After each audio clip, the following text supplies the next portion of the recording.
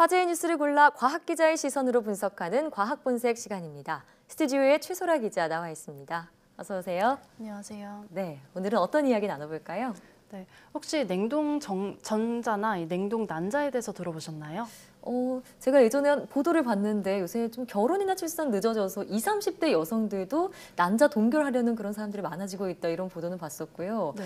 또 얼마 전에 예능 프로그램 보니까 남자 연예인들이 그렇게 냉동 정자 얘기를 하더라고요. 네, 그렇습니다. 네. 요즘 이 정자나 난자를 냉동하는 기술에 대한 관심이 특히 높은데요. 이 기술은 정확히 말씀드리면은 정자나 난자를 미리 추출해서 영하 196도에 얼려서 보관을 해놨다가 나중에 임신을 원할 때 다시 녹여서 사용하는 겁니다. 네. 요즘 말씀하신 대로 결혼 연령이 높아지고 있고요. 또 출산도 늦어지고 있잖아요. 네. 정자 건강은 신체 상태와 거의 비례하고요. 또 난자의 건강 또한 나이와 관련이 있다고 알려졌거든요. 이 때문에 젊었을 때 정자나 난자를 미리 추출해서 보관을 해두려는 사람들이 늘고 있는 겁니다. 예. 특히 암 환자들은 이보다 훨씬 더 전부터 상당히 옛날부터 이 기술의 도움을 받아왔는데요. 암 치료를 받으면 정자수가 감소하거나 또는 정자와 난자의 성염색체에 변형이 생길 위험도 있거든요. 예. 그러니까 암 치료 이전에 정자나 난자를 이 액체 질소 탱크에 보관하고 나중에 임신을 시도하려고 하는 겁니다. 예, 요즘은 뭐 암 환자뿐만이 아니라 일반인들까지도 난자나 정자를 냉동하려는 사람들이 늘고 있는 건데, 자, 그런데 이렇게 난자나 정자를 얼렸다가 녹여도 괜찮은가요? 네, 전문가들이 기존에 우려했던 부분도 그 부분인데요. 네. 보통 세포를 냉동할 때는 액체 질소에 넣는다고 합니다. 이 질소가 액체 상태일 때는 영하 196도, 그러니까 초저온까지 차가워지기 때문인데요. 네. 이렇게 낮은 온도에서는 세포막이 손상될 위험이 있거든요. 예. 네, 정자의 경우는 특히 운동성이 떨어질 수도 있을 것으로 이 전문가들은 추정을 하고 있고요. 게다가 아무리 이 초저온에서 세포 활동이 멈춘다고 하더라도요, 이 냉동 상태가 오랫동안 유지되면은 유전자 변형이 생기지 않을까 하는 우려도 있습니다. 예. 그런데 최근 연구 결과를 보면요, 그렇지 않은 것으로 나타났다고 합니다. 최근 연구 결과가 어떻게 나타났나요?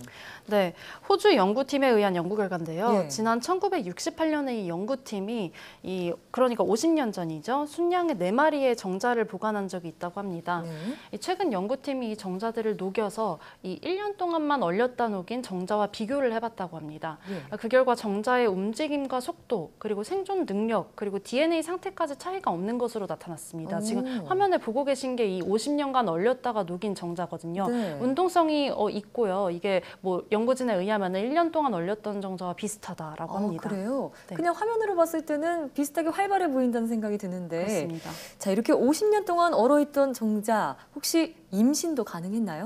네, 그렇습니다. 연구팀은 50년 전 얼려놨던 정자를 녹여서 인공 수정을 시도했다고 하는데요. 예. 양 56마리 가운데 34마리가 임신에 성공해서 새끼까지 낳았습니다. 예. 임신율이 61%인 건데요. 네. 지금 보시는 게 이 옛날에 50년 전에 이 정자 추출 대상이 됐던 양이고요. 네. 이 1년 동안 동결한 정자를 사용했을 때 임신율이 59%거든요. 그런데 예. 이제 50년간 얼렸던 거를 녹여서 인공 수정을 했더니 61%라고 하면요. 예. 이 확률이 약간 높은 거죠. 그러네요. 네. 오히려 50년간 얼렸던 정자가 확률이 더 높게 나타났다 해도 신기하기도 하고요. 네. 자, 그러면 이렇게 양들이 태어났을 거 아니에요? 건강한가요? 네, 그런 건강 상태가 관건일 텐데요. 예. 일단 양들이 무사히 태어나기는 했지만 이 건강상에 아무런 문제가 없을지는 앞으로 좀 지켜봐야 한다고 합니다. 예. 유전자 변형이 있었으면요, 뭐 암이 발생할 수도 있고요. 또 수명이 비정상적으로 짧아지거나 할 수도 있으니까요. 연구진은 앞으로 2년 동안 이들 양을 연구실 밖에서 태어난 양들과 비교할 계획이라고 합니다. 네. 만약에 이렇게 건강하게 자라서 사람을 대상으로 한 임상시험에도 성공하게 된다면요. 정자 냉동 원하는 분들에게는 정말 반가운 소식일 것 같아요. 네. 그렇습니다. 또 한 가지 이 멸종 위기에 처한 동물들을 구하는데도 좀 도움이 될 전망인데요. 네. 이 기술이요.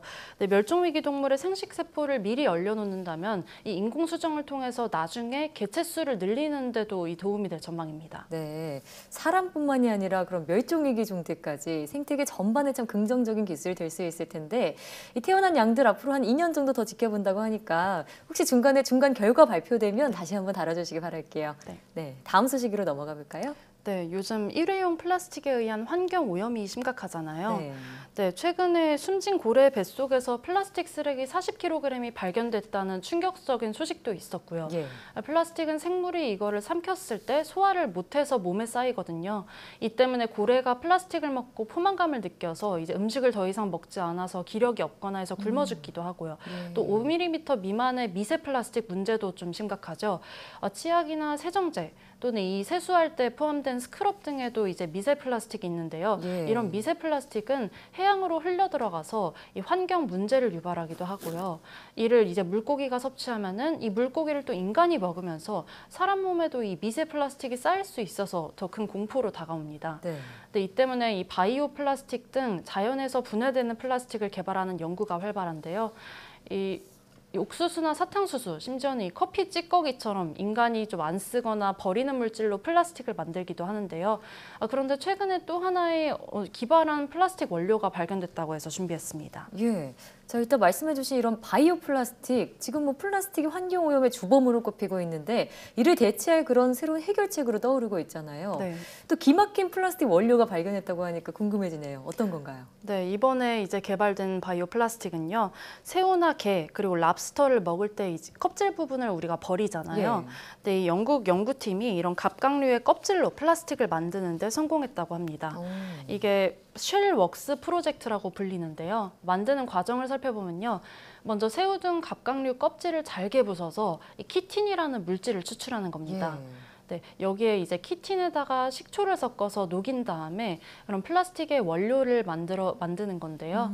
그 다음에 이제 열과 바람을 이용해서 가공을 하고요. 네. 화면을 보시면은 가열해서 모양을 성형하는 것이 어렵지가 않은 것을 볼 수 있습니다. 그러네요. 네, 중간 과정이나 이 완성된 모습을 보면요, 진짜 플라스틱이랑 거의 비슷하거든요. 이 플라스틱이 튼튼하면서도 잘 구부러지잖아요. 네. 그 제형을 쏙 빼닮았습니다. 네, 앞서 뭐 화면으로도 살펴봤지만 진짜 비닐 포장지 같은 느낌을 받았는데 네. 네, 이 새우나 갑각류 같은 이런 껍질에서 키틴을 추출한다고 하셨습니다. 키틴이 어떤 물질인가요? 키틴이 갑각류의 이 껍질의 딱딱한 부분을 구성하고 있는 성분인데요. 예. 그러니까 우리가 새우를 먹고 버리는 이 껍질의 주요 성분입니다. 예. 키틴은 지구상에서 생산되는 바이오 물질 가운데 식물의 이 세포벽을 이루는 셀룰로스 다음으로, 그러니까 두 번째로 흔한 물질입니다. 두 번째로 지구상에서 이 많은 바이오 물질이라고 하니까요, 이런 비용 문제도 줄일 수 있을 것으로 보입니다. 그러네요. 그러니까 보통 바이오 플라스틱 같은 게 개발돼도 가격 부담이 좀 있기 마련이잖아요. 그런데 일단 키틴 자체가 좀 흔한 물질이라고 하니까 이 플라스틱으로 만들었을 때 비용 부담도 좀 줄어들 것 같다는 생각이 들고요. 네. 이 키틴에 식초만 섞는다고 하셨는데 그럼 다른 첨가물은 없는 건가요? 네, 그렇습니다. 이 바이오 플라스틱을 만드는 데 들어가는 재료가 앞서 보셨겠지만 예. 이 키틴, 그러니까 이 껍질이랑 식초 이 두 가지 재료뿐만 이제 쓰이는 겁니다. 네. 화학 첨가물이 더 사용되지 않아서 이제 자연에 그냥 묻히게 되더라도 시간이 지나면 분해가 되고요. 이 과정에서 유해한 물질이 전혀 나오지 않습니다. 예. 심지어 퇴비로, 그러니까 이 식물의 영양분으로도 활용될 수 있다는 게 장점입니다. 네. 자, 그러니까 자연에서 온 물질을 활용해서 쓰고 다시 자연으로 돌려보낸다고 하는 게 가장 큰 장점이라는 생각이 듭니다. 이 갑각류 껍질에서 얻은 플라스틱 앞으로 상용화되길 기대해 볼게요. 오늘 말씀 잘 들었습니다.